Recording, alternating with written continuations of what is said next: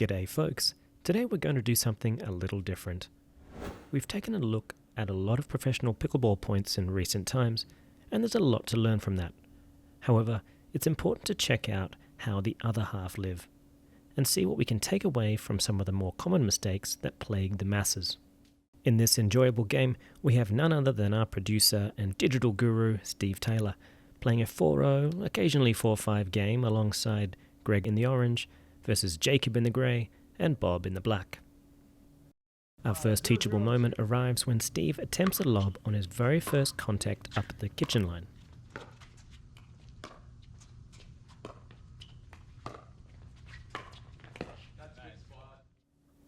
The lob victim, however, is already in a sideways stance in anticipation.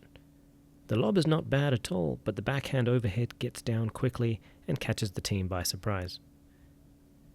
In many cases, a lob is a form of attacking, and we all know the number one rule of attacking is always expect the ball to come back.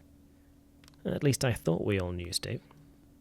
In this next point, Steve meanders gently through the third shot drop, blissfully unaware that the returner has done his job and is well positioned up at the kitchen line.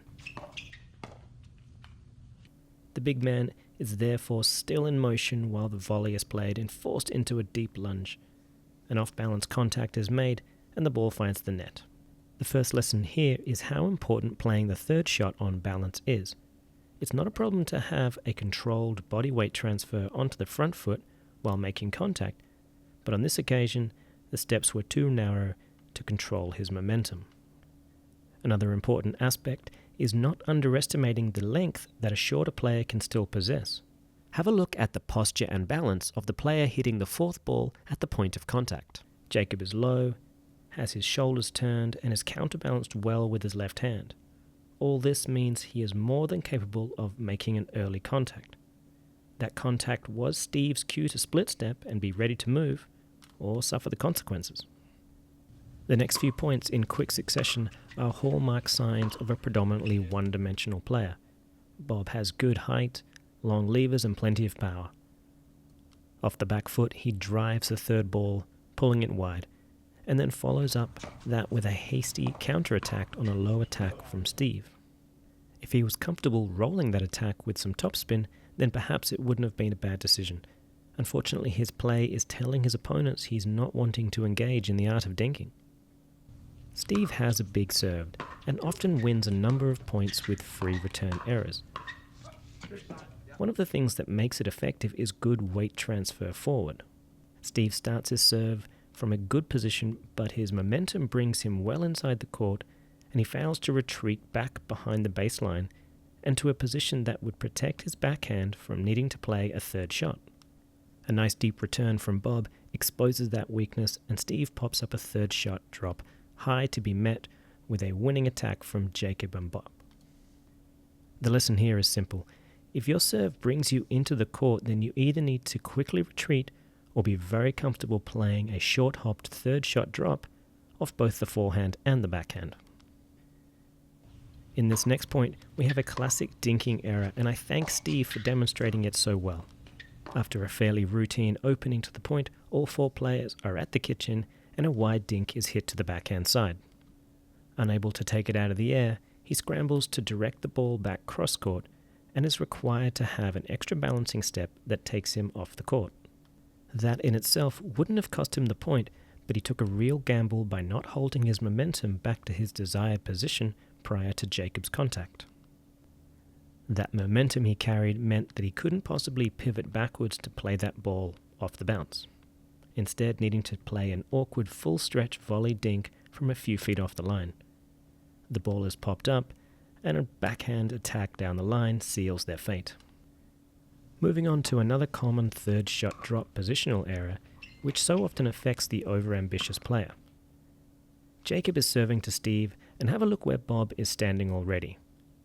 He is anticipating the return coming to his partner and has already moved well inside the court.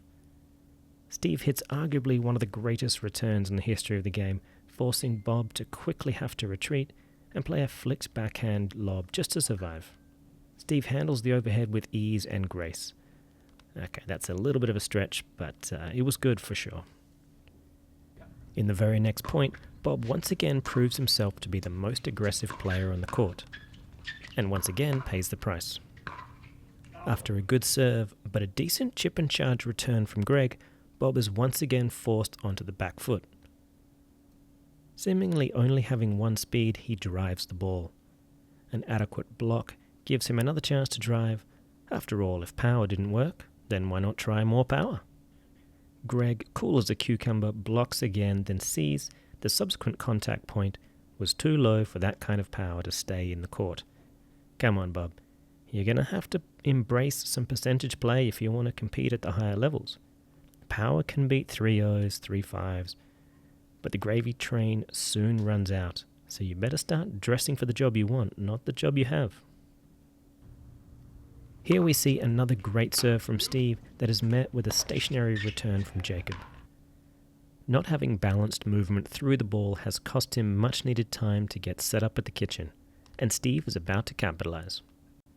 The backhand attack may not be textbook, but with strong wrists and forearms, Steve is able to roll his hand over the ball and direct a forehand gripped backhand third shot drive right through the middle. Nice work, mate. But I wouldn't recommend it every time. The last point I want to talk about exemplifies the main problem with the vast majority of pickleball, not being punished for fundamental errors. Once again, Steve overcommits his court position after a big serve. A quality return forces him on the back foot, and his backhand pops up the third ball. Jacob cannot believe his eyes with a lofty high ball to his forehand coming. He must have been feeling very generous because he responds with a pillowcase of a forehand, allowing Greg to play a routine dink to which he misses into the net. There's nothing worse than when good things happen to bad mistakes. Bob and Jacob may have lost the point, but the real loser was pickleball. It's so important that you don't let the result of the point be the only motivation for behavioral change. If you win enough after making mistakes, then you may very well start to believe that they're not really mistakes, and nothing will inspire you to make the changes necessary until you're forced to play better players who will indeed punish your mistakes. Unfortunately, by that time, you will have already reinforced bad habits so often that will be difficult to change. Take a moment after each and every point that made an impact on you, and ask yourself two very simple questions. What did I do well? And what could I have done better, regardless of the outcome of the point? Do this, and I promise you will stay positive and you will develop faster. I hope you enjoyed today's episode, folks. Happy holidays to you all from CoachME Pickleball.